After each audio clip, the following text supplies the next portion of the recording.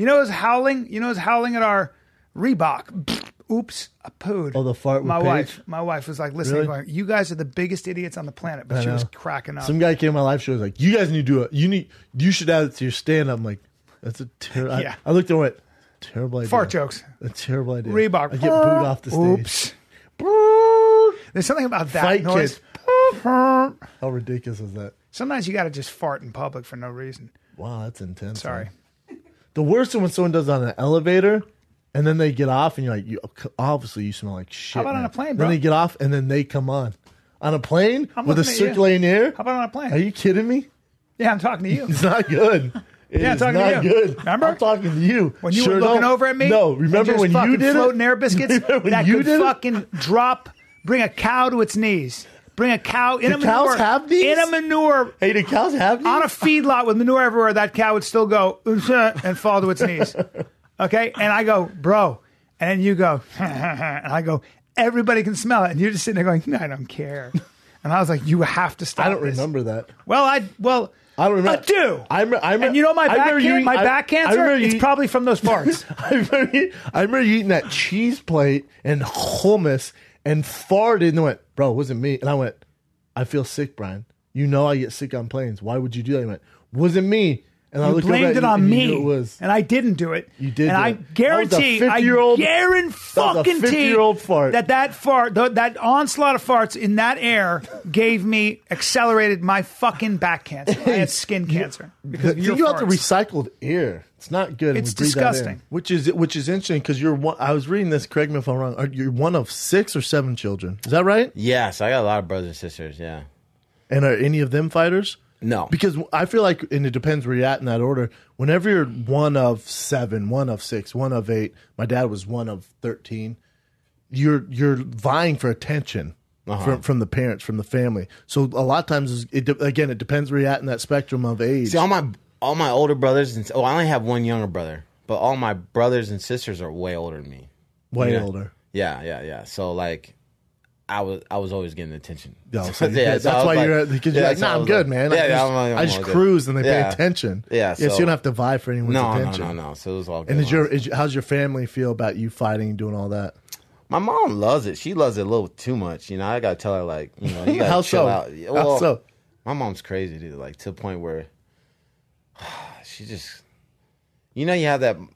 Well, it's just you either have it or you don't. That mom that is just like, you have to keep eyes on. No. You know what I mean? Like, she's like, at the fights, man, she's just like, I got to watch, like, who tries to talk to her, you know, as far as, like, any media or something like that. I'm like, hey, yeah, she's not. No, like, she's good, man. Like, what were you going to ask her? Yeah. You know, like, I need to run it by me first. Oh, yeah, exactly. I remember one time, too, in Strikeforce, they were always getting, like, Woodley's mom on camera.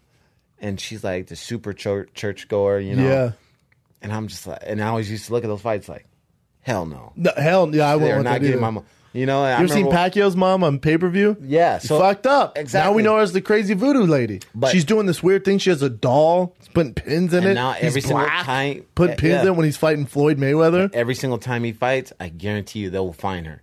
Every time. Yeah. A lot of times she's more entertaining. It's weird, man. People create their own stagnant pond. Right. What they'll do is they'll form their own community where they don't have to really hold each other accountable, right? They're all the same, right? Same aspirations. Yeah. So that's why I was just talking about you to Stevie yesterday, because he said you did such a good job. You know, he said, you know, you held their attention for 2 hours, you know, and I got super jealous and I insulted you.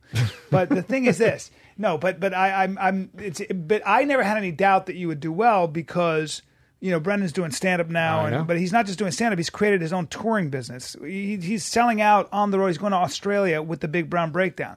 I think it's bullshit. I think it's disrespectful, and I'm still outraged by it. Right. And I don't support it. But here's the thing. And also, he's changed.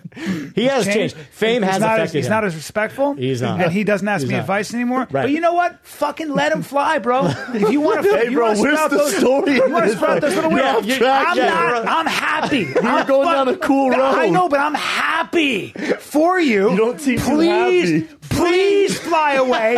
on your own. I just let you out of the nest. I'm trying to leave the nest. Spread your wings if you think they're big enough to fly to fucking Australia. Good luck over that fucking ocean. They flying first class. And now he's flying first class. This motherfucker. I'm fucking flying. This motherfucker's selling out on the road. But the point is that I was saying to my wife and to John, I said, well, when Brendan told me that, because it took him a while to admit to himself what he really wanted, I was like, I had been saying from day one, I go, I have no doubt this motherfucker is going to succeed. And, by the time he's 40, you're going to be seeing, in my opinion, probably a really good headlining comic with specials under his belt, which I know is part of his dream. There's no doubt. And the reason is because he never stops fucking moving. And I know also that when he gets in that stagnant pond, which he did with fighting and now with stand-up, when he sees that, you know what fuels him? What fuels him is going, hey, these people aren't moving. I'm just going to work harder now. And I think that's very important. And that's a through line with a lot of successful people is that you just keep taking action. Well, you're right. I mean, just keep moving forward, man. What's interesting is, one of the quotes from the podcast that we have is, life presents a brick wall. And some people either just stop and look up and say, wow, that's a big wall. Yeah. And other people are like, you know what? I don't know how long this wall is, but I'm going to get around it. I'm going to go under it. Yep. I'm going to go over it. Yeah. I'm going to abandon my friends, and I'm just going to go do it. Right. And I'm going to tell Brian Callen that he's not that funny. That's much funnier than he is. Apparently now he's saying, right, I'm going to the store. I have a set tonight. The fuck is this on a Tuesday?